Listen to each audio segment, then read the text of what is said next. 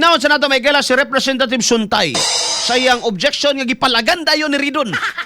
Mabaw kay mong mga kibot ha, dali mo maitok nganong dali mo masuko. Tinuod tingali. Sige dong, ibirahin dia. XFM Katropa. In the light of serious allegations contained in a joint affidavit issued last February 23, Oh.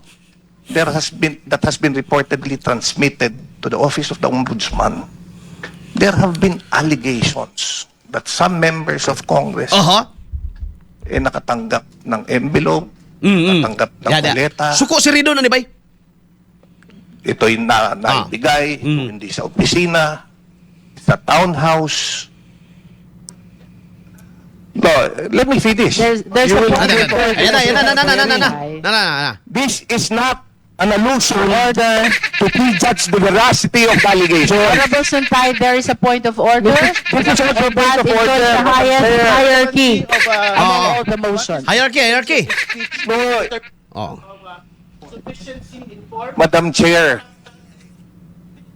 this is very relevant because we are... Please, Honorable Suntay, please wait until he finishes with his point of order. The Honorable Ayaw talaga eh. President is recognized. Kindly use a microphone which is okay.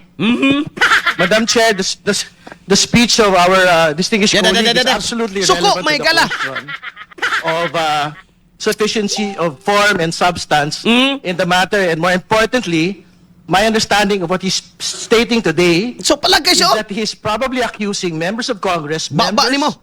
of the House Committee on Justice, as receiving payments for the implementation of our mandate in the impeachment proceeding. So, which is which, Madam Chair? So I think his speech is out of order, and this should be decided promptly by the committee. We heard the basis Manaot of the ng point microphone of do. order of the Honorable Terry Ridon. Di na ba na imo nga gibayran na Now we sa shall hear kwartas the gobyerno. answer of the Honorable Suntay. Yes, Madam Chair, ang problema sa Kindly kaibigan justify gosh. the relevance of your He's statement with jumping the the gun. impeachment proceeding. Oh, Something dagan. sa baan ninyo oy. This is actually relevant not only in the determination of form and substance. Oh. This is relevant in the impartiality, in determining the impartiality of this hearing, which is Oh. very important. Madam Chair, this is not an accusation. Oh. Kaya nga, kung hinintay lang ako patapusin, ewan ko, bakit naman yung aking kaibigan, naggagalaiti ka agad at concern na concern. You know, if we have nothing to hear, then we just listen. If we are not being alluded, why are we so guilty? So Gali. let me finish. The issue here is not to prejudge the veracity of the allegation. However, given the gravity of the claims and the potential impact on the credibility of the committee's proceeding, ang gusto ko maging malinaw lang po, hindi ko hinuhusgahan yung aking mga kasamahan o ipagpalagay na totoo ang mga aligasyon. Hindi din po ito personal na laban sa sino man sa inyo. Sa katunayan, ang layunin ko ay kabaligtaran upang protektahan ng bawat isa sa inyo. Mabigyan kasi may listahan na nilalabas eh. Ang gusto ko po sa ganitong pagkakataon, Madam Chair, naniniwala ako na mas mabuti na tayo mismo ang magharap at maglinaw ng issue. Kaya maging bulong kaysa maging bulong-bulungan pa ito. Okay. Bigyan natin ng pagkakataon bawat membro ng committee. Pagkakataon mismo na mag-assess ng kanilang sitwasyon or if they can be an impartial member of this committee. Yun lang. Kung sa tingin nila, they can be an impartial, then let's proceed. However, if they think that baka pagdudahan sila at pagdudahan yung lalabas dito na resulta, then let's allow them if they want to recuse. Honorable Suntay, with Oh. all due respect, unless all your manifestations have complete Tama na, relevance to Nadong, the be. current impeachment. Tama na na. XFM Katropa. Tarantadong pangyayari. Ay nga ni mga katropa, no? Dili ni siya motion, no? Dili ni siya motion. Ni tingog lang si Suntay kay para niya mga higala, it is motion para sa impartiality. Unsa man ang impartiality katropa? But pasabot ana, mulingkod ka di as judge, I mean as chairman sa committee ba palang daan ninyo justice na. Sa to pa, kung justice ang isgutan na to diha, dapat na higala, walang kinikilingan. Ang problema, meron kayong pinoprotektahan. Mauna, Nga, bisag ingon, unsaon ninyo ingon nga, walay prejudgment, walay bias, muabot ta diha, taod-taod ha. So, ingon si Suntay nga, might as well, i-consider na to ang ato mga credibility din, We are talking about impartiality, and how could you be impartial, no? Kang BP Sara, kung ikaw mismo, nagtabon ka sa imong kaugalingon, nga dili ka magukod, kay naapil ka disto sa listahan sa mga ex-marines.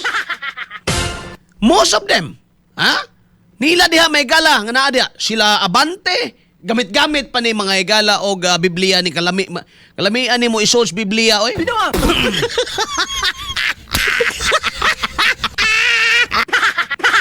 Kini sa Abante nindot ni mga igala isos si Biblia. Ibalik dito sa panahon sa mga asay gusto ninyo nga panahon ibutang si kuan, si Abante. Dito panahon sa kuan, sa baha. Gusto mo? Kaya muhulam tag time machine mga higala ni Terry Ridon. Ibalik na to si Abante dito sa panahon may gala sa panahon ni Noah. Oh, katong the great flood dito na to siya ibutang kay para siguradong di na may gala katunga. Diba, para unsaon ninyo pagka mahimong patas. Impartiality is pagiging patas. Karon, gi-question na mga higala ni Suntay nga, time pa sa, sigurado mo nga mamahimo mong patas, ani? And here comes mga higala, wa may bisag isa nilang gipasanginlan, na tinga si Suntay nga naperting sukuan ni Ridon. Oh. Ingon si Ridon nga, you are not being alluded to. Wala ka gikutay diri. Ang pangutana nga nung suko kayo ka. Diba? Nga nung pertin mong suko ado. Wa man kagi mention. Si Luis Toro wa gi-mention. Si Abante wa gi-mention. Pero kamo na inda na-appeal na implicate mo ani. Oh, kay kabalo na sila nga sa ila paingon murag una nila. Wa na gini sa ato na gini paingon ron. Kaya ang gusto ni Suntay nga kung mao man di ay nga dili mo pwede mahimong patas ani, you should inhibit. Ayaw mong apil-apil diri. Tama man, mga katropa. Paunsa nimo madungog, paunsa nimo mga higala ma-sure nga patas pananglitan si Ridon. Paminawa ang mga speech ni Ridon mga higala, no? Dapat manago, di ba? Pag chairman kami higalas committee, and makadungog ko nimo nga moingon ka, dapat managot si Sara Duterte. Matagal na ito, no, long overdue, no? Kawawa ang pondo ng bayan. Unsa may tawag ana? Dili ba na prejudgment? What do you expect ana nga tao? What do you expect? Iniglingkod ana as chairman, muboto gyud na yes to impeachment. Bahalag di pa na kulang pa na diha may gala. That's it. Cellphone Plus Gold, mapalit sa mga butika sa inyong lugar.